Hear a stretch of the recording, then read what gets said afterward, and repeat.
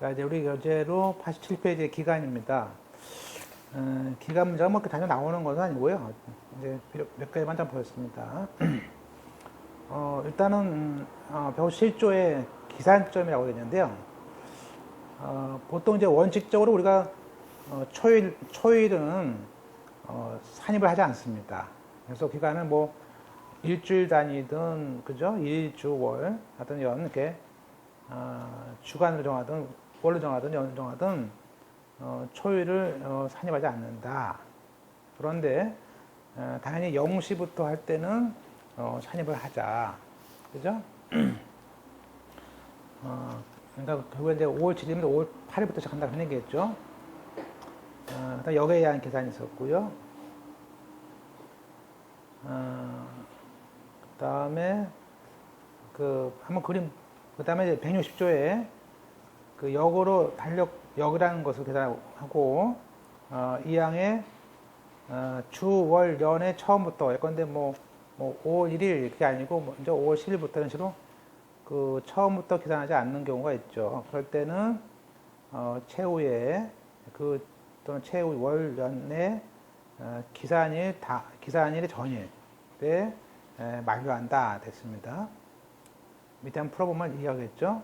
그리고, 3번에 월과 연을 정하더라도 최종 월에 해당하는 날이 없다. 주로 이제 2월달이겠죠. 2월달 같은 경우. 30일이 아니고 어떤 28일 거 아니에요. 일단 그 월의 말일로 만료하자. 그런 얘기인데요. 요거를 풀어보면 되게 5개 정도. 그래서, 보통 연령일 때는 출생한 날짜부터 계산을 합니다. 두 번째,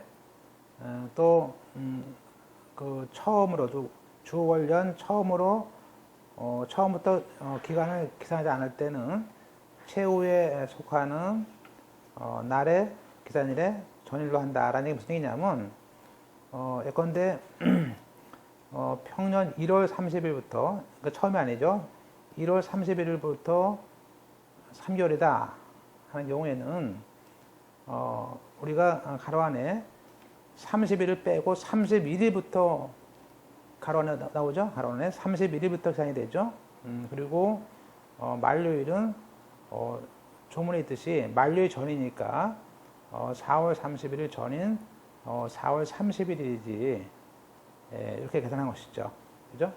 그래서 1월 30일 그러면 31일부터 시작해서 30일 전인 4월 30일 날 끝나는 거죠. 3개월이. 그 다음에 공휴일이라도 초일부터 계산하는 것이고, 자, 이제 잘 나오는 게 4번이죠. 그 하단법인의 경우에 이제 일주일 전에 보통 총회 소집 통지를 해야 됩니다. 그러면 일주일 전이라는 것은 만약에 총회가 열리는 날이 10월 19일이에요. 그러면 10월 19일이라면 늦어도 언제까지냐 이렇게 물어봅니다. 그럴 때는 우리가 일단은 19일을 빼야 돼요. 18일부터 계산하는 점이죠. 그래서 이게 19일이면요. 그날을 그죠? 그날을 빼야 되니까. 그래서 초일 두산입이죠. 그죠? 역으로 하다 똑같이 역으로 하다 해서 18일부터 계산합니다. 18일부터. 그래서 결국에는 계산할 때 19에서 하나 빼주고 시작하니까 7이죠. 이렇게. 그래서 11일이죠. 11일. 그래서 이렇게 계산하시면 돼요. 이렇게. 하나 빼주고 계산하는 거. 그날을 빼니까. 그러면 거기에 11일 자정까지 발신주의죠. 발신주의입니다. 정년에 53세다라는 것은 그 정년에 53세가 도달되는 날이지 53세가 끝나는 날이 아니죠. 그러니까 결국에는 그 표현을 해보시고.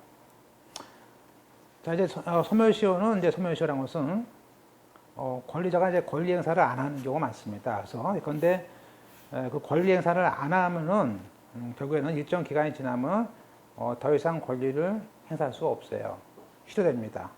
한마디로 권리 위에 잠자는 자를 보호할 수 없다 그런 이제 철학인데요. 의를 보시면 권리자가 권리 행사를 할 수 있음에도 불구하고 일정 기간 동안 권리 행사를 않는 경우에는 아예 권리를 실효시켜서 행사할 수 없게 하는 것이죠. 보통 이제 따라서 이 소멸시효는 일정 기간이라는 뭐죠? 일정 기간이라는 소멸시효 기간이 있어요. 뭐 채권은 10년. 그러면 내가 돈 받을 게 있다.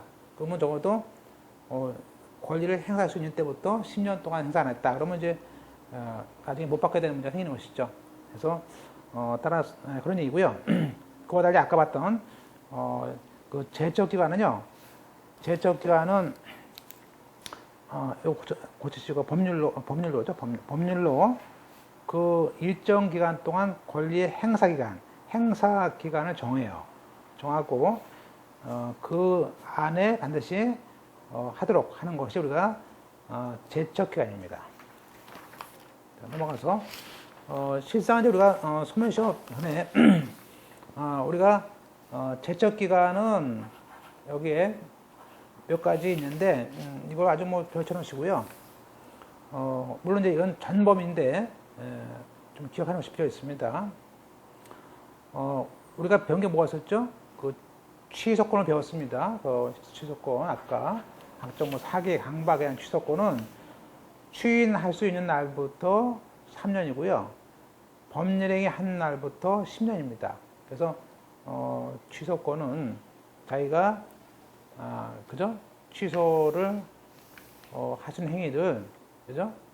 추인할 수 있는 날부터 3년이다. 그리고 뭐 계약한 날부터 10년이다. 그래서 요 범위 안에서 해야 되는 것이지. 다만 이것은 우리가 꼭 재판으로 하는 것은 아니라겠죠. 그 다음에 나중에도 배우겠지만 이제 매매했을 때 각종 물건의 하자에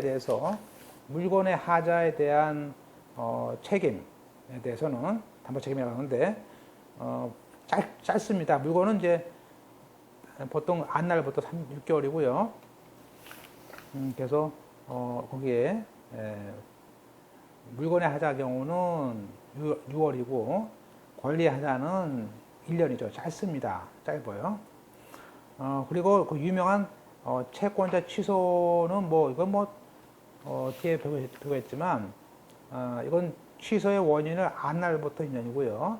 법률행위가 있은 날부터 5년입니다. 이거 너무 중요합니다. 그래서 보통 실무상도요. 이거 많이 끝나고 한 5년쯤 지나서 많이 와요. 그럼 일단은 소장을 못 내. 아예 각하야. 그죠? 요건이 안 돼버려. 그래서 그 다음에 이혼은요. 거기 보시면 이제 이혼의 경우 거기 보시면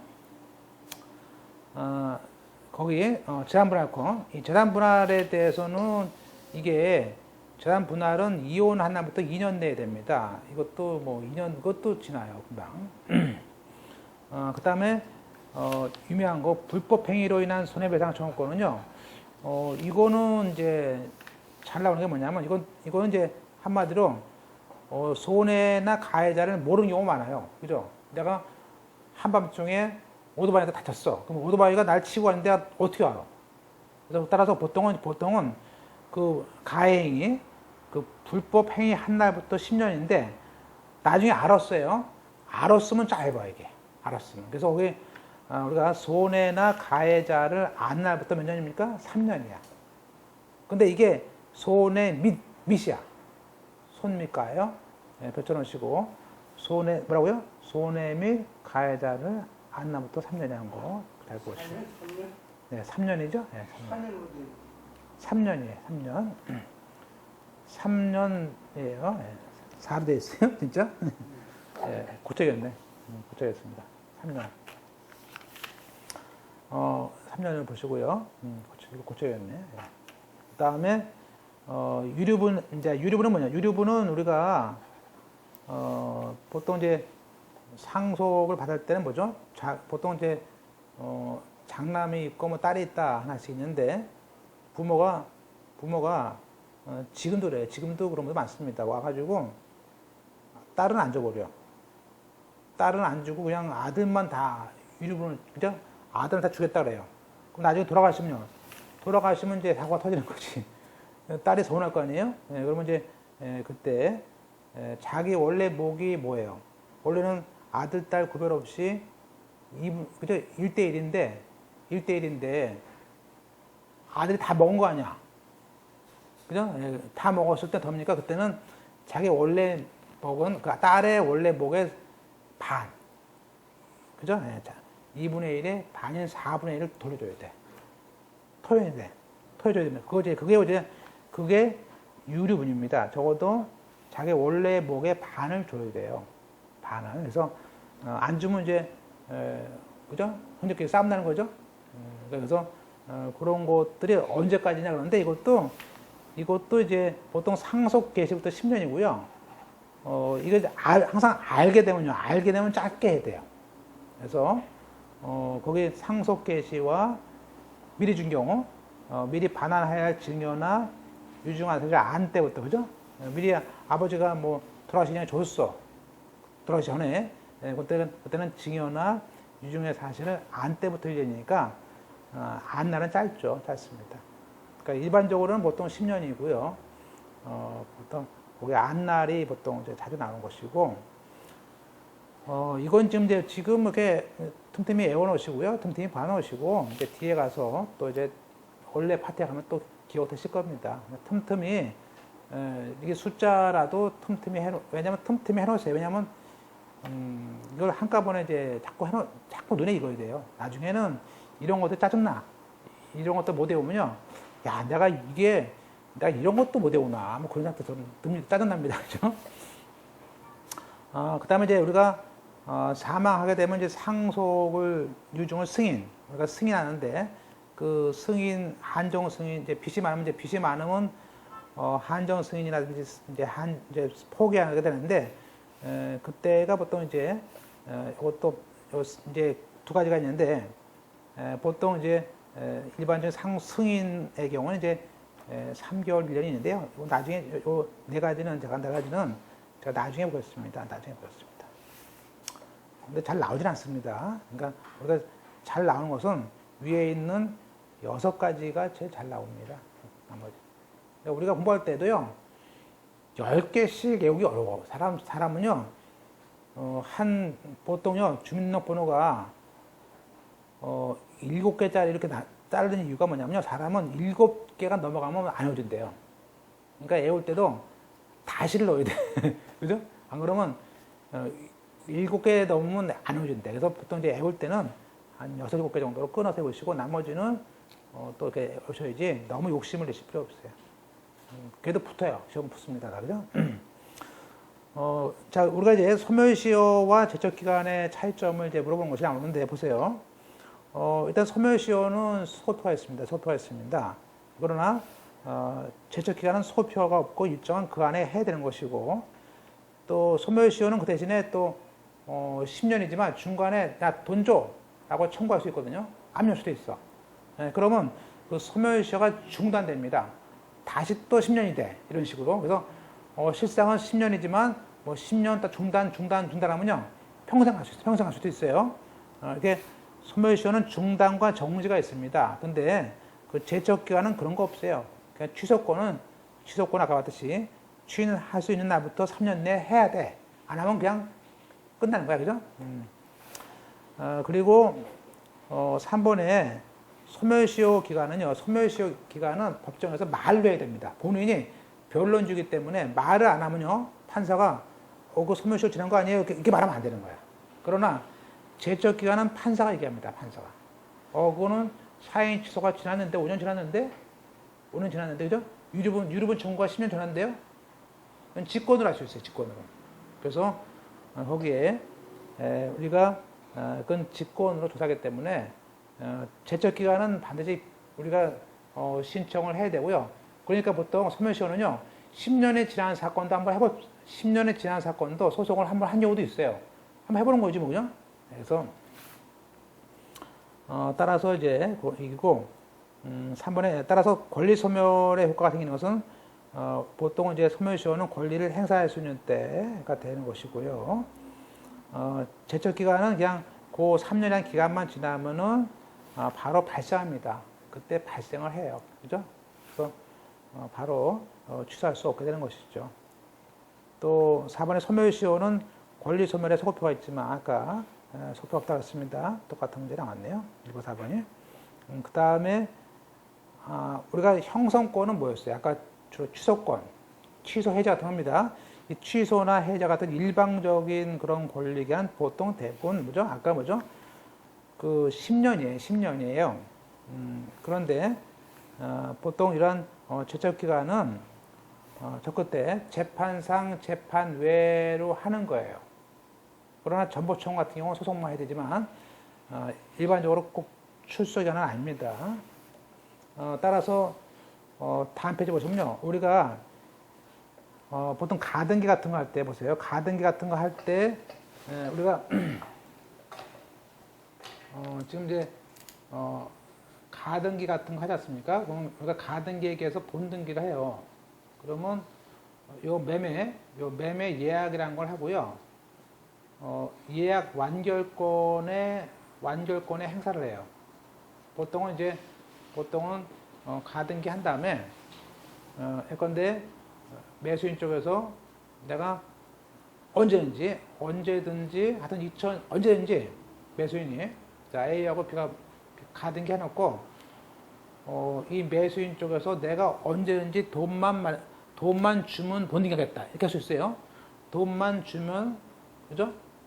매매 잔금만 마련돼서 주면은 바로 본등기 해주겠다라고 할 수 있지 않습니까?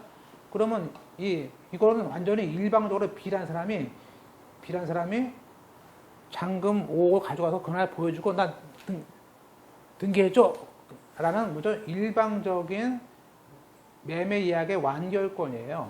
이거는 완전히 뭐예요? B의 일방적인 권리야. 따라서 이거는 그냥 잔금 주는 날 등기할 수 있는 거예요. 바로 형사권입니다. 형사권. 그래서 잘 나오는데 보세요. 89페이지에 매매의 그 일방 예약을 해요. 근데 가등기 해놨어요. 근데 그때 상대방 쪽에서 매매 예약의 완결 의사표시 주로 뭐냐면요. 잔금 준비됐다는 내용 증명을 보냅니다. 보통 그래요. 그 매매 예약의 완결 의사표시를 해요. 그러면 바로 그때 도달되면 바로 매매 계약이 생기는 것입니다. 따라서 이것은 우리가 소멸시효 기간이 아니고요. 그 안에 10년 내 행사해야 되는 제척 기관이에요. 그죠? 그래서 따라서 매매 예약이 되면요. 10년 내 이를 행사해야 됩니다. 따라서 10년 내 행사 안 하면요. 그냥 그 제척 기간의 경과로서 소멸을 합니다. 그죠? 소멸해. 그죠? 자, 우리가 6번에 145조의 그 취소권. 자, 취소권은 아까 취인할 수 있는 날부터 3년 내에 행사한다고 되어 있어요. 조문에 취인할 수 있는 날부터 3년 내에 행사하는 기간이에요. 따라서 이런 3년은 소멸 기간이 아니고 뭐라고요? 행사 기간입니다. 그러니까 이것은 소멸시효 기간이 아니고요. 제척 기간입니다. 다시 한번 보세요. 우리가 소멸시효 기간인지 제척 기간인지를 어떻게 구분합니까? 이건 조문에 몇 년 동안 안 하면 소멸한다고 써 있어, 조문에. 근데 이거는 언제 행사한다고 써 있어. 조문에 써 있어요. 조문에 써 있어요. 그죠? 네. 그래서 요거는 조문에 행사한다고 되어 있으니까 그건 소멸시효 기간이 아니고 제척 기간이에요. 그런데 그 제척 기간이 언제 지났는지는 뭐죠? 그건 주장하지 않아도 법원이 알아서 조사를 해줘. 그죠? 한마디로 뭐요? 계약서 보세요. 그럼 판사가 물어봐요. 계약서 가져와세요. 뭐냐? 그 계약서 한 날부터 10년이니까 딱 보면 알죠? 네, 이렇게. 그 다음에 기출문제 볼까요? 한번요. 제척 기간에 대한 것들. 5.1번. 자, 우리가 민법 555조에 따르면은 서면에 의하지 않고 증여를 합니다. 그러면 이 증여 계약의 해제에 대해서는 본래 의미의 해제가 아니고 형성권에 맞지 않는 특수한 철회다. 따라서 10년이 경과해도 원칙적으로 맞다. 그러니까 이제 우리가 보통 증여할 때요. 증여를 할 때는요. 보통은 증여는 서면으로 해야 됩니다. 그죠? 그런데 만약에 말로 하면요. 말로 하면 우리가 서면에 의하지 않은 증여는 언제든지 해제할 수 있습니다. 언제든지 해제할 수 있어. 자, 그 얘기는 여기 보시면 그것은 10년 후에도 할 수 있다 이게. 두 번째, 민법상 거기에 민법상의 그 수급 하도급 봤을 때 어떤 물건에 대한 공사라든지 그런 거, 그 수급인의 그 하자의 담보 책임은 반드시 재판상 청구해야 됩니까? 아니에요. 그것은 반드시 재판상도 되고, 뭐죠? 아니면 내용증명으로 청구할 수도 있습니다. 그 출소 기간이 아닙니다. 틀렸어요. 3번에 아까 그 매매 계약에 대한 완결권은 일종의 뭐라고 했습니까? 형성권입니다. 따라서 약정이 있으면 약정 내에 해야 됩니다. 즉 가등기를 3년 내에 하겠다. 그럴 때 그게 해야 되는데 만약에 그게 없으면은 그 예약이 성립한 때부터 10년 내에 뭐죠? 행사해야 됩니다. 따라서 이 기간을 지나면 제척 기간의 경과로서 소멸을 하는 것이다. 행사니까. 두 번째, 146조의 그 취소권은 추인하심부터 3년 내에 한다고 규정되어 있는데 이때 3년은 행사가 되어 있으니까 뭐라고요? 소멸시효 기간이 아니고 제척 기간이다. 근데 제척 기간의 도과 여부는 주장하지 않아도 법원이 직권으로 조사해야 되는 사항이다. 맞죠? 다섯 번째, 자, 제척 기간은 그 기간 자체만으로서 권리의 소멸 효과를 가져온다. 따라서 여기는 그 진행은 그것이 지나면 바로 권리가 발생하는 것이죠. 예. 자, 그 다음에 대상. 자, 소멸시효는 우리가 소유권 같은 경우는요, 소유권 같은 거는 영원한 것이기 때문에 소멸시효가 안 돼요. 진행 안 됩니다. 그러나 일반적으로 따라서 일반적으로 보세요. 거기 그 소멸시효가 아닌 거가 또 뭐가 있을까요? 점유권. 자, 보세요. 우리가 소멸시효라는 것은 자, 권리를 행사하지 않았기 때문에 일정 기간 권리를 행사하지 않았을 때 소멸시키는 제도입니다. 그러니까 권리를 행사하는 동안에는 소멸시효가 문제 안 됩니다. 그러니까 소유권은 항상 내 거야. 그러니까 그거는요, 항상 행사할 수 있어, 언제든지. 그러니까 이거 소멸시 안 돼요. 그 다음에 보죠. 점유권. 자. 점유권은 조문에 뭐라고 했습니까? 사실상의 지배예요. 근데 가지고 있는 거예요. 그러니까 언제든지 지배할 수 있어. 그러니까 이것도 소멸시효가 안 돼요. 그러니까 우리가 소유권과 뭐 점유권 이거는요, 권리를 행사하고 있는 거야. 보세요. 그래서 우리가 거기 점유권과 유치권은요, 당연히 소멸시효가 진행 안 합니다. 두 번째 보세요. 박스에. 담보물권. 자, 담보물권은 뭐죠? 그 피담보 채권이 소멸됩니다. 그죠? 우리가 채권이 주된 것이고요. 거기는 저당권은 종된 겁니다. 따라서 이 저당권은 소멸시효가 없어요. 그렇지만 채권이 10년의 소멸시효였기 때문에 10년이 소멸되면요, 말소하는 것이지. 따라서 거기에 저당권은 부정성 원칙상 피담보 채권의 소멸이 되면은 담보물권은 자동으로 소멸되는 것이죠. 그 다음에 상린관계상의 권리라든지 공유물 분할 청구권도 소멸시 안 됩니다. 그리고 형성권은요, 그건 제척 기간입니다. 그 다음에 자, 5번에 별처럼 하시고 우리가 쌍무계약할 때 동시에 쌍무계약할 때 동시에 항변권에 대해서도 권리를 행사할 수 있는 것이고요. 또 보증 채무할 때 각종 최고 항변권도 우리가 항변권을 행사할 수 있어요. 항상 행사할 수 있으니까 그 항변권은 언제든지 행사할 수 있어요. 그죠? 따라서 이런 것들은 소멸시효가 안 된다. 자, 우리가 6번에 별치시고 아주 너무 중요한 거죠. 우리가 법률관계의 무효 확인을 구하는 것은, 그죠? 이거는 처음부터 그냥 무효였던 거, 우리가 무효란 것은요, 처음부터 무효입니다. 그죠? 아까 취소는 처음에는 유효였다가 무효지만, 무효는 처음부터 무효예요. 무효 행위가 무슨 소멸시효 돼요? 그죠? 예. 자, 다음에 이제 문제 보실까? 밑에 보세요, 박스에. 자, 공유물 분할 청구권은 다 소유권이죠? 소유권이에요. 소유권자이기 때문에 이것은 소멸시효가 안 되고, 우리가 이제 어떤 이제 공유물 분할 청구권은 사실상은요, 공유물 분할 청구는 사실상 형성, 그죠? 공유물 분할 소송은요, 그것은 항상 형성 소송입니다, 소송. 소송이. 그 다음에, 우리가 물권은 소멸시효 안 된다. 이 물권은 소멸시효 안 된다는 말은 세모예요, 세모. 왜냐하면 보통 지역권과 전세권은 소멸시효가 된다고 보고 있습니다. 자, 등기청구권. 등기청구권이 보통 많이 물어보죠? 내가요, 옛날에, 어떤 분들은 자기가 1998년도에 매매를 했는데, 그때 매매 계약서 가져와서 등기를 한 분도 있어요. 그죠? 보통 매매 계약에 따른 등기청구권은요, 10년 정도가 지나면 소멸시효가 완성됩니다. 그죠?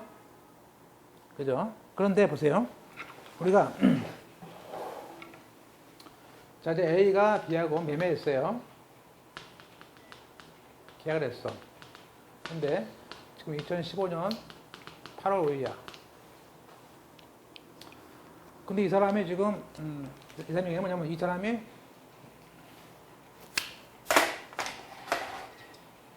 1998년도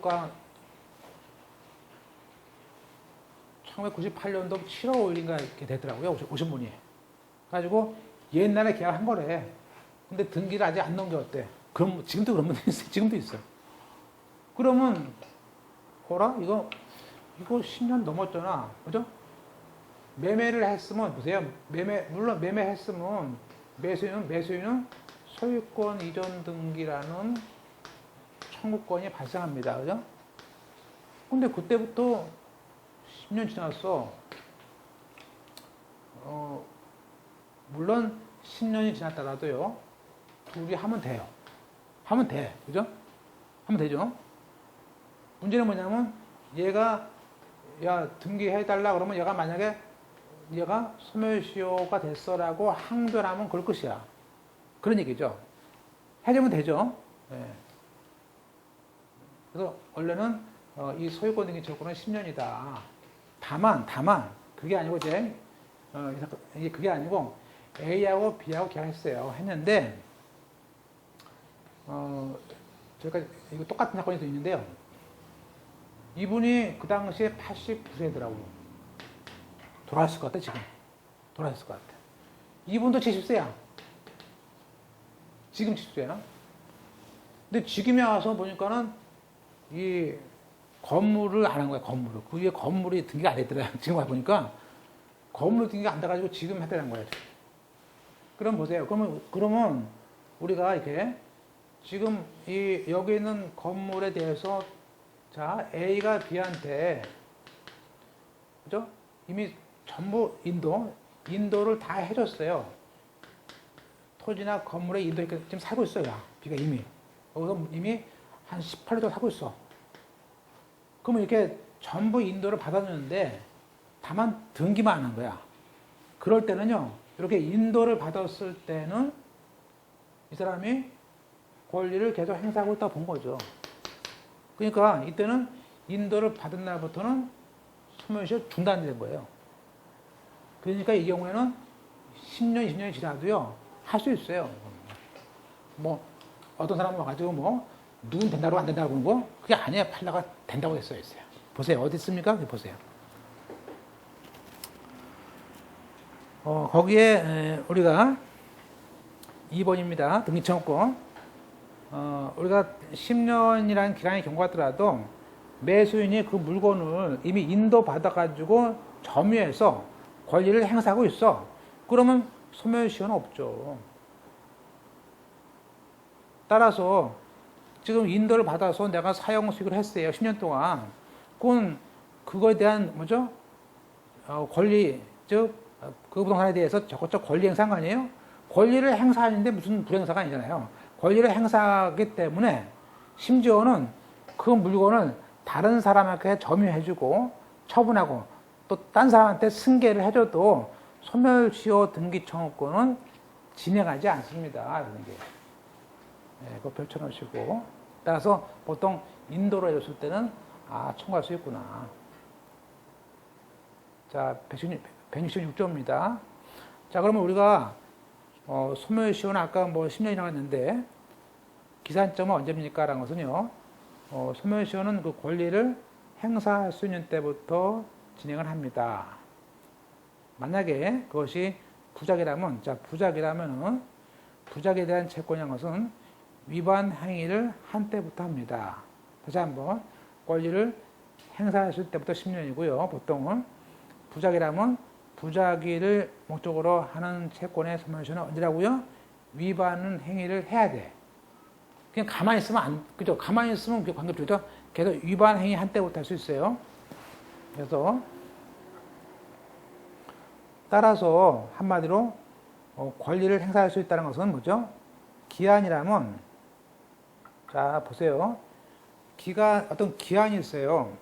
그러면 기한은 당연히 그 기한이 도래야지만이 권리를 행사할 수 있습니다.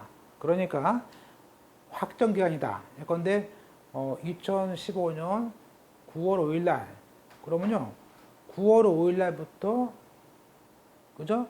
소멸시효야. 그죠? 근데 우리가 기한은 두 가지가 있습니다. 확정 기한이 있고요. 불확정 기한이라는 것이 있어요. 그러면 이 불확정 기한은 기한은 도래해요. 그죠? 도래하는데 비는 와. 그러면 도대체 언제 오냐? 그건 객관적으로 온 때지. 그죠? 당연히 그죠? 근데 언제인지 모르지. 그러니까 확정 기간은 기한이 도래한 때부터 10년이 돼요. 불확정 기간은 도래는 도래인데 무슨 도래? 객관적 도래예요. 그죠?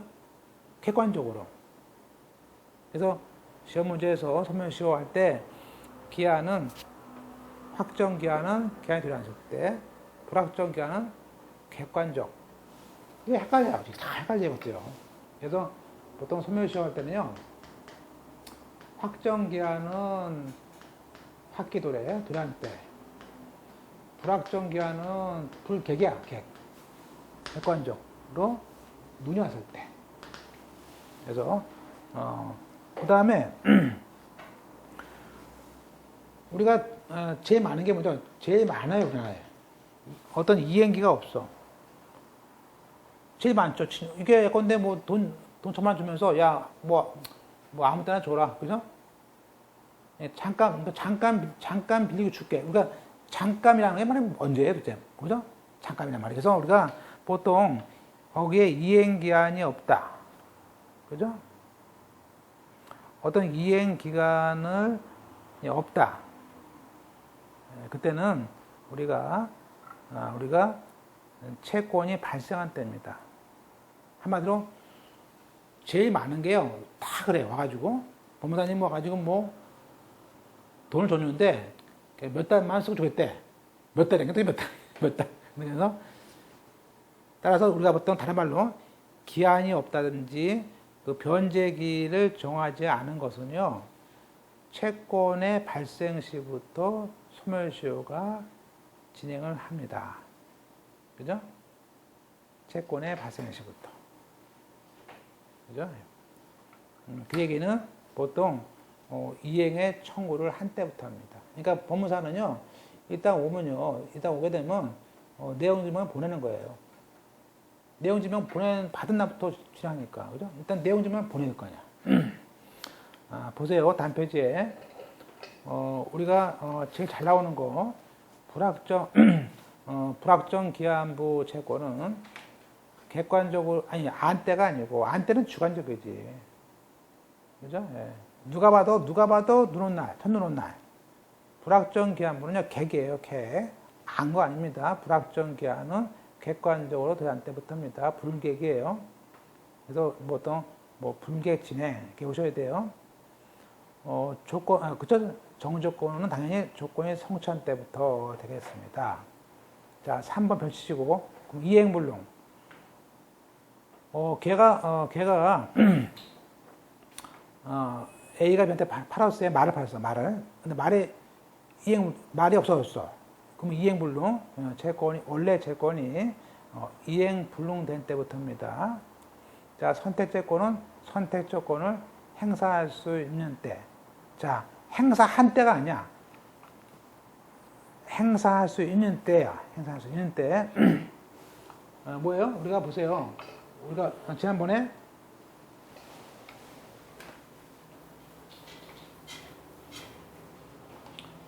우리가 A라는 말이 있고요. B라는 말이 있어. 이거는 검은 말이야. 이거는 백말이야. 흰말. 근데 검은 게 좋은지 헷갈려. 그러면 자기가 갑이 을한테 야, 네가 선택해. 그러면 우리 갑한테 너 갑한테 너 빨리 말 좀 내, 빨리 말 줘. 그 뭐라 할 거야, 갑이? 아, 네가 선택을 해야지. 그러죠? A인지 B인지 지가 선택을 한 데부터 하는 거지, 그때부터, 그죠? 그냥 아무 말도 안 했는데 그냥, 그죠? 그래서 선택한 때부터래요, 이거. 그 다음에 그죠? 선택은 자, 다시 한번 선택할 수 있는 때부터 표현은 선택할 수 있는 때예요. 예. 선택한 때가 아닌데 한 때가 아닙니다. 예. 주의해서 보시고. 그 다음에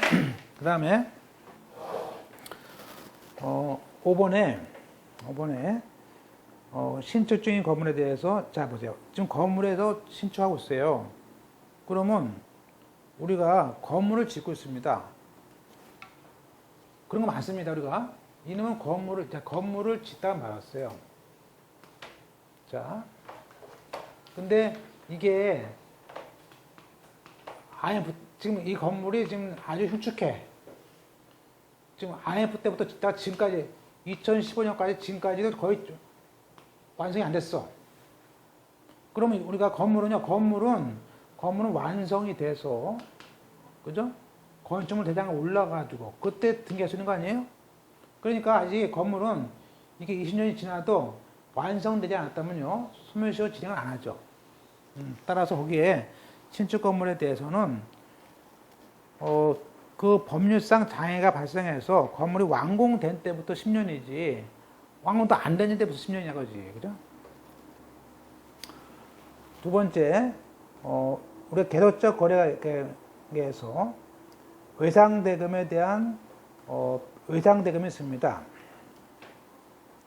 자, 이제 우리가 지금 얼마 되는가요? A가 B하고 자, 고깃집을 하고 있습니다. 근데 이 사람이 보통 일주일에 보통 한 20만 원씩 물건을 쓴대요.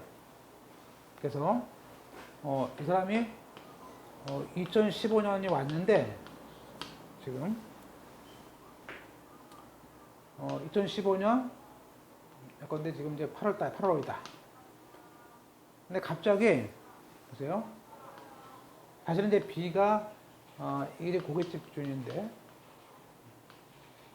이거 정육점이고 도매상이에요, 도매상.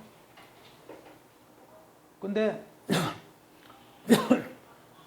이 물건의 결제를 담당 결제가 이제 K라는 직원이었어요. 직원이 계속 돈을 안 주고 얘는 돈을 주라고.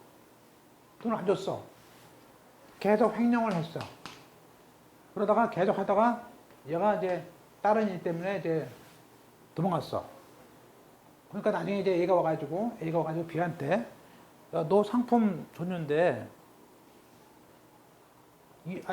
5년 동안 한 번도 안 줬다. 5년 동안 안 줬으니까 5년치 내라. 그렇게 할 수 있어요? 내가 가지고 그럼 B가 아니 무슨 소리야? 우리는 결제를 일주일마다 하는데 줬는데 줬긴 뭐 네 직원이 한 거지. 그죠? 이건 책임 저희 직원이었으니까. 요, 보세요. 계속적 거래 한계일 때는요, 그 외상 대금에 대해서는요, 그 거래가 다 끝날 때가 아니고, 그 각각의 외상 대금 채권이 발생한, 오타났네. 그죠? 그 발생한 때부터 개별적으로 되는 거예요. 그죠? 그죠?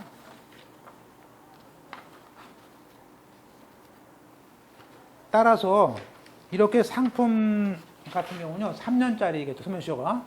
이때는 3년 전에 한 거는 달랠 수가 없는 거 되는 거예요. 그죠? 그죠?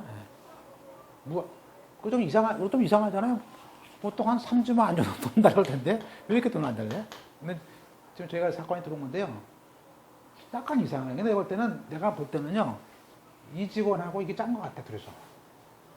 그렇잖아요. 보통, 아니, 어떻게 5년 동안 안 달려, 어떻게 5년 동안 안 달릴 수가 있어요? 이건 이상하다, 좀, 아무래도 상식적으로, 이거 뭔가 횡령을 가담한 거 아니야, 이게. 보통 한 3개월만 밀려도 달려잡혔어요. 그래서, 이런 경우는 좀 이상한데, 하여튼, 우리 법에는 일단 개별적으로 한다가 됐습니다. 그 다음에 이제 환매권의 경우에는, 우리가 환매권도, 우리가 거기에 그 행사한 때부터 그냥 한다는 거 볼 수 있고요. 환매권은 행사를 해야지 그때 정한다는 걸 알 수 있고요. 다시 한번. 지금 이거예요. 자, 이제 우리가 A가 B에게 매매를 했습니다. 그래서, 보통 이제, 환매를 하기로 했어요. 그래서 A하고 B하고 매매를 해주고요. 등기를 넘겼죠? 넘겨주고, 여기다 부기등기로 환매 티약을 했습니다. 보통은 뭐 2010년부터 2015년, 5년 내에, 보통 5년 내에 할 수 있죠? 그러면, 우리가, 자, 환매권의 행사는요, 환매권의 행사에 대해서, 자, 2015년이에요. 그러면 환매권을 우리가 이때 2014년에 행사했다. 그러면 우리가 이 환매권 행사하면요, 그때부터 뭐죠? 환매권 등기죠, 등기. 환매권 행사는, 이거는 제적기한이죠. 그렇지만 환매권 행사에 따른 소유권 등기 청구권은 채권이에요, 소멸시효예요. 그럼 이거는 행사한 때부터 10년이 되겠죠. 15년이 아니고, 그죠? 네. 그러니까 5년 내에 등기된 것이 아니고, 행사하고 그때부터 10년 내에 등기하면 되지. 등기가.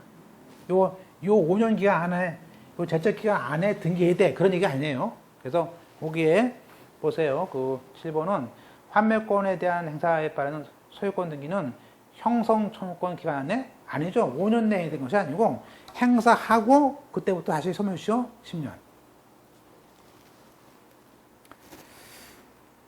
그 다음에 이제 우리가 보통 아까 그 반환 시기 약정이 없이 소배임치, 소배임치는 그냥 맡기는 거죠. 맡기는 행위에 대해서는 계약 선유시 못하고요. 선유시 못하고 그게 아니고 돈을 빌린 거 맡기는 게 아니고 이번에 반환 기간에 약정이 없는 소비 대차죠.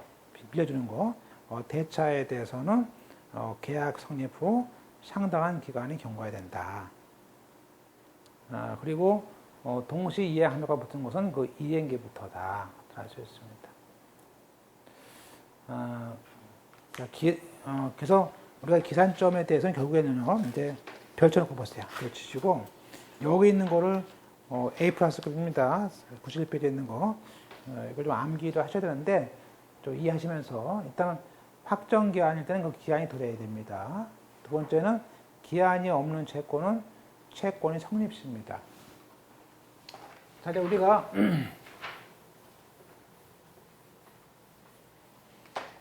그럼 이제 우리가 보통 이제 자, 우리가 소멸시효 기간하고요. 소멸시효 기간하고, 이행지체와 약간 달라요. 다릅니다. 그죠? 이행지체는 이행지체 되면 이제 그때부터 뭐죠? 손해배상이라는 돈 같은 경우랑 돈이라면 요 이행지체부터 보통 금전 같은 경우는 연 5%를 내놔야 되죠. 그죠? 그리고 약정이 있다면 약정 이유를 내야 됩니다. 근데 소멸시효는 그 일정한 기간에 권리를 행사할 수 있는 때부터 하는 것이고요. 그러면 우리가 보통은 기한에 정함이 없다 했을 때는요. 보통은 이때는 소멸시효는 그 채권이 성립한 날, 그날 발생한 날이겠죠.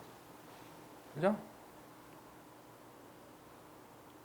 또 기간이 있다면, 기간을 정했다면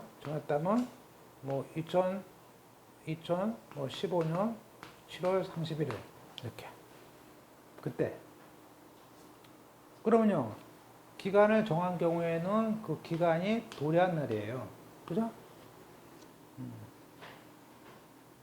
그런데 그러면요, 우리가 이행지체는 언제일까요? 이행지체는 도래한 다음 날이야.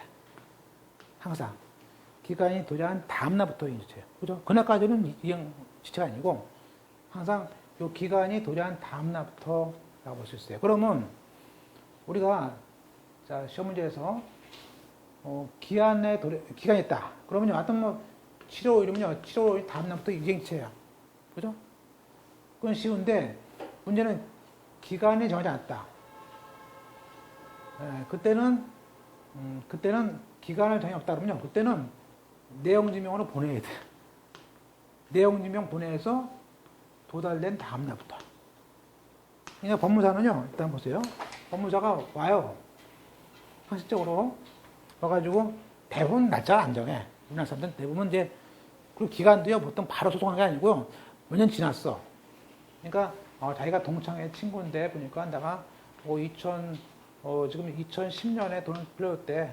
그러는데 지금에 잠다가 이제 2015년 그죠? 8월 1일 날 왔어요. 법무사한테. 와가지고 참을 수가 없다. 그러면 8월 1일 날 내용증명 보내가지고 다음날 8월 2일 날 도달되죠? 그죠? 그러면 여기는 8월 3일부터 지연자가 있는 거죠. 그러니까 8월 3일부터 소장 송달일까지는 연 5%, 소장 송달 다음 날부터는 또 연 20% 이렇게 총하는 것이죠. 그래서 거기 뭐라고요? 기한에 정함이 없을 때는 성립시.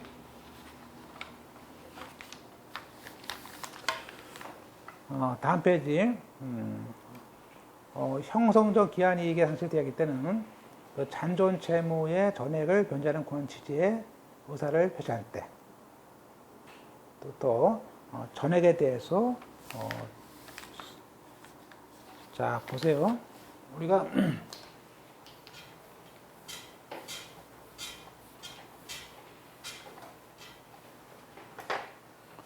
이거는 이제 뭐 말이에요, 말이. 우리가 형성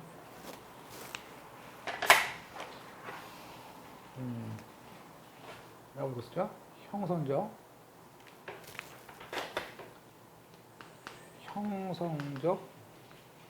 기한 이익 상실 특약제도라고 써요. 죽으시고 써놓으세요. 먼저 이거는 뭐예요? 이거는 할부계약이에요. 할부계약. 써놓으세요. 그러니까 말이 그죠? 그러니까 우리가 예컨대 12개월 동안 돈을 갚는데, 그죠? 12개월 동안 내가 정수기를 들어놨는데 이게 6개월씩 이렇게, 그죠? 그죠? 그러면 매달 이렇게 갚을 거 아니에요? 그럼 매달 100만 원씩이다. 그죠? 12개월 1200. 그러면 우리가 매달 갚는 동안에는, 그죠? 문제 안 냈는데 매달 갚았어. 근데 세 번째 때 안 냈어. 그죠? 그러면 안 냈다가 바로 다 주세요. 그렇게 해요? 안 해요? 그러진 않죠. 좀 참죠. 또 안 줘. 참어. 그래서 이때 좀 오면요. 세 번 안 내면 계약서 있죠. 3, 세 번 안 내면 그때 우리는 계약을 깨겠다. 그죠? 이 기한의 상실은 적어도 귀하가 세 번 정도 안 내게 되면 그때 형성하는 기한의 상실 계약이 있는 거야. 그럼 그때부터 이제는 할부가 안 되고 다 줘야 돼. 1,000만 원을. 그죠? 안 주면 카면 치는 거야. 그럴 거 아니에요? 예. 그럴 거 아니에요. 이게 그런 얘기예요. 그래서 따라서 이게 형성전 기한 이익은 무조건 기한이익을 깨뜨리는 게 아니고 계속 내긴 되는데 일정한 몇 번 안 냈을 때 가서 바로 한꺼번에 내게 하는 거. 그죠? 그러면 그때는 아까 나머지 지금 200만 원만 내고 1,000만 원 안 냈잖아요. 1,000명이니까. 나머지 전액 전부에 대해서 달할 수 있겠죠. 그걸 이제 물어보세요. 말로 보세요. 말로. 자, 형성전 기한이 상실 특약이 있는 경우에는 채권자는 잔존 채무 전액을 달라는 의사 표시를 해야 돼. 뭘로? 내용 증명으로. 그때부터 소멸시효야. 그죠? 그러니까 보세요. 아까 여기 2월 5일 날부터 안 냈어요. 그게 아니고 내가 6월 5일 날 전액조 할 때 이때부터 소멸시효한 거야. 그죠? 네. 그래서 거기 전액을 달라는 그런 통보를 한 때 전액에 대해서 그때부터 소멸시효다 그죠? 소멸시효가. 네.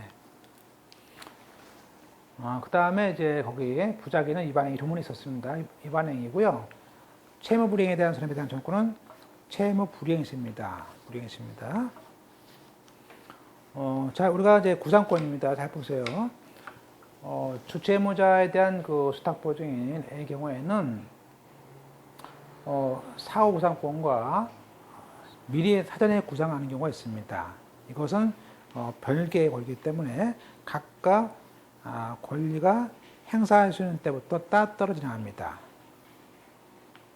따라서 보증인이 주채무자에 대해서 사전에 구상권하고 사후 구상권은 이러한 권리가 발생한 때부터 각각 소멸시효가 발생합니다.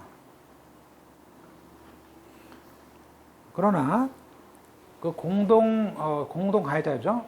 공동 불법행위자 중에서 1인이 다른 공동 불법행위자에 대한 구상권은 구상권자가 현실로 피해자에게 손해를 준 때부터 그때부터 소멸시효가 진행합니다.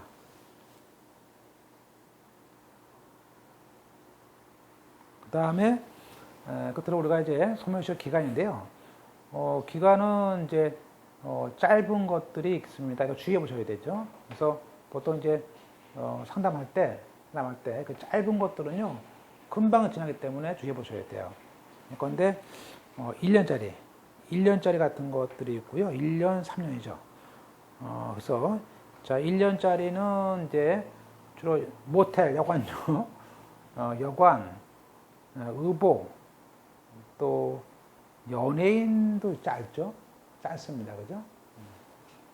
노역인, 그러니까 임금 노역인 같은 것들, 또 학생, 수업자 교육 같은 거, 교육 같은 건 짧습니다. 그래서 뭐 여관, 의복, 노역인, 학생 이렇게 하는데 숙박료 같은 거, 예. 보통 이제 거기 뭐 여의 노학 이렇게 외웁니다. 여의 노학 이렇게 따가 외우고요.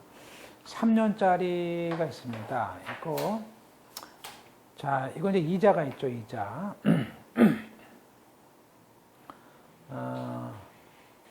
그 다음에 부양료, 그 다음에 급료, 그 다음에 사용료, 기타 1년 이내.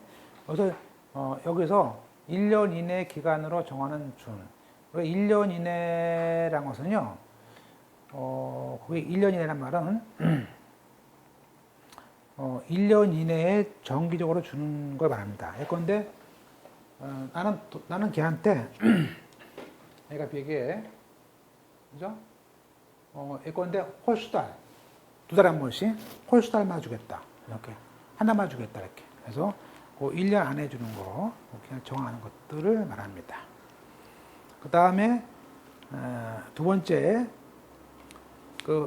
보통, 아파트 관리비, 관리비 채권의 경우에 또 똑같죠. 이것도 보통 한 달, 1년 안에 주는 거니까 한 달 단위로 주죠. 관리비가. 그래서 이것도 1년 이내가 되니까 3년 내 소송 들어와요. 그리고, 그 다음에 4번에 우리가 금전 채권을 돈을 안 내서 이행 지체에 따른 지연 손해금이, 자, 지연 손해금은요, 본래 채권으로 봐요. 그래서 본래 채권이 언제냐에 따라 다르기 때문에 그냥 3년 그러면 틀립니다. 틀렸고요. 그 다음에 3번에 우리가 이렇게 단 3년이라든지 1년짜리도 단기 소멸시효에 해당하는 것도 나중에 지급명령이라든지 판결로 받으면요, 소멸시효 기간이 3년에서 10년으로 쭉 늘어나요. 그죠? 그래서 판결을 받으면은 10년으로 늘어납니다. 연장됩니다. 거기 보시면 이제 박스에 뭐라 볼까요? 이자에 대한 거, 부양료, 급료 봤었고요. 의사, 병원, 의사 조안사 같은 것들이고, 물론 이 병원은요, 보통 치과 같은 것들이 많아요. 치과 같은 거 보면 많다고 하는데, 진료가 종료될 때마다라고 그래요.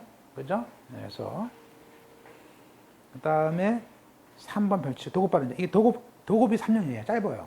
그러니까, 보통 공사 같은 거, 도급계약 같은 거, 이런 것도 짧습니다. 주의해 보셔야 되고요. 공사 같은 거, 각종 뭐 전기공사 같은 거, 그 다음에, 법무사 같은 거, 여기 법무사에 뭐 서류 발행 같은 거. 그러니까 이제 여기 보시면 이제 보통 법무사 하시다 보면요, 저희도 그런데 하여튼 뭐 좀 법무사 보시고 검토하세요. 그러고요. 뭐 주고 가. 그러니까 여러분이 이제 개업하실 때요, 뭐 주고 가면 원본을 보관하면 안 돼. 복사해서 줘야 돼요, 원본을. 항상. 그래서, 이거죠? 그래서 각종 서류에 대한 반환 채권은 3년이거든요. 그러니까 법무사법에서는 보통 한 5년 동안 보관해야 돼. 5년 동안. 근데 이제 민법상은 3년인데, 이게요, 한 3년 지나서 와가지고 어떤 분은 뗐어요. 서류를 분명히 주고 왔는데 왜 안 주냐고. 근데 우리는 그냥 원칙을 정해야 돼. 원칙은 항상, 서류를 복사한 다음에 원본을 줘야 돼. 안 그러면 나중에요, 본인이 잊어버린 다음에 법무사 때 담대게 쓰는 거예요. 근데 또 뭐 뗐으면 또 도저히 할 수 없어요. 그죠? 그래서 요새는 또 어떤 경우는요, 아예 사인을 받아, 사인. 그러니까 이게 일이 쓸데없는 일이니까 나중에 세월이 지나면 쓸데없는 일이 말이야, 쓸데없는 일이. 나중에 언제 그랬냐, 뭐 본인들이. 그래서, 하여튼 뭐, 그래서 중요한 것 같은 경우 아니면 녹음을 뜯었든지, 그죠? 녹음을 뜯었든지. 하여튼 그렇습니다. 하여튼 보시고요. 그래서, 얼마나, 도급 같은 거죠? 도급이 3년이라고 했어요, 도급이. 그 다음에, 변호사, 아까 법무사가, 요번에 법무사가 받는 채권, 그쪽 3년이죠. 법무사도요, 저는 이제 보통 외상 같은 거가, 이제 법무사가 제일 좋은 게 이제 외상이 없습니다. 그러니까 외상 매출이 없어. 그러니까 물론 금융권 거래 같은 경우는 이제 미리 돈을 이제 내고 결제일 날마다 돈을 이렇게 하는 경우 있습니다. 그런데 그건 어차피 그건 나오는 거니까 법무사가 좋은 게 아마 그런 게 없어요. 외상 같은 게 없는데 가끔가다 이제 사건을 많이 할 때 이걸 뭐 깔아놓고 하는 경우가 있어요. 근데 저는 뭐 그냥 아예 그런 거 안 합니다. 하기 때문에 왜냐하면 법무사는 그렇게 할 수 없는 게 뭐냐면 대부분 뭐 추심현역이다, 가합니다 그러면요 보통 일반적으로 거기에 인지 때 법원에 들어간 비용이 있고 법무사 비용이 꽤 있어요. 그러니까 이걸 안 주면요 안 해. 아니 내 것만 예상할 수 있지만 이건 내가 대신할 수 없죠. 그죠? 그래서 보통 이것 때문에 달라 그러죠. 그러니까 법무사 제일 좋은 게 선불 받는다고 치면 돼요. 선불. 그죠? 어떤 경우는요, 어떤 경우는요, 하여튼, 한 1년에 한 두세 번은요, 돈을 주고 와서 연락도 없는 분도 있어요. 그러니까 개업하실 때 보면 반드시 그 전화번호를 적어놔야 되는데, 제가 처음 개업할 때, 법인 등기 해놔라고 150만 원 줬는데, 이분이 연락이 안 돼. 전화번호를 내가 깜빡 안 적었는데, 오지 않는 거야. 야. 그래서 어떤 때는 이거 어떻게 하나 싶었는데, 나중에 이분이 한 3년 만에 오셨더라고요, 3년 만에. 근데 제가 참 기억에 묘한 게, 전화를 받는 순간에 그 사람 목소리가 기억이 나. 3년 전에 목소리가 똑같대. 톤이 비슷해. 와, 어쩌면. 그 예전에 기억나실지 모르겠는데요. 그 당시 법인 등기했는데 내가 돈을 주고 왔는데요. 기억나세요? 그러더라고. 그리고 3년 만에, 3년 만에 했는데, 하여튼. 그 다음에 이제, 법무사의 채권도 3년이죠? 그 다음에 6번 펼치시고, 저 끝에 상품, 그죠? 상인이 판매한 대가. 이게 우리가 상법상은 5년이지만요, 상법보다 특징이 여기에 있어요. 그러니까 상인이 판매한 물건의 대가는 상법으로 가지 않고요, 이리 와. 왜냐하면 단기 소멸시효는 상법보다 특징이야. 그래서 이게 3년이에요. 짧습니다. 그러니까 우리가 보통 소송할 때 이거를 빨리 안 해주면요, 인가 소멸시효 판단 못하면요, 3년 그만 지나가 보통 3년은. 그러니까 이미 한 3년 거의 지날 때쯤 많이 오거든요. 그때 판단을 잘못해주면은 법무사한테 떼쓴다고요. 당신 때문에 못했다고. 그러니까 조심하셔야 돼요. 그래서 이거 제일 중요한 게 상품, 대가, 도급받은 거 이런 거. 나머지는 사실 뭐 다 그렇지 않고요. 예. 그다음에 중단. 자, 다음 페이지에 우리가 소멸시효 중단은 그렇죠? 우리가 소멸시효는요. 물론 소멸시효는 중간에 권리를 행사하면 되죠. 중간에 권리를 행사하면 중단되고 다시 또 원위치죠. 그죠? 네, 그때 중단은 다음 같은 권리 행사가 세 가지가 있습니다. 첫째는 청구죠. 채권자가 청구. 이때 청구는 뭐죠? 청구란 말은 내용증명을 재판상 청구를 했건 내용증명을 보냈건 관계없습니다. 청구. 그리고 압류, 가압류, 가처분인도 정확한 중단이죠. 그리고 3번은 승인. 이건 채무자의 승인이죠. 따라서 물론 승인은 소멸시효가 진행되고 하는 것이지 미리 하는 거 아닙니다. 그래서 청구 앞서해가지고 청구, 압류, 승인인데 소멸시효는 사실 이게 좀 양이 많기 때문에요. 이건 제가 다음 시간에 하겠습니다. 여기까지 보시고 중단은 다음 시간에 할게요.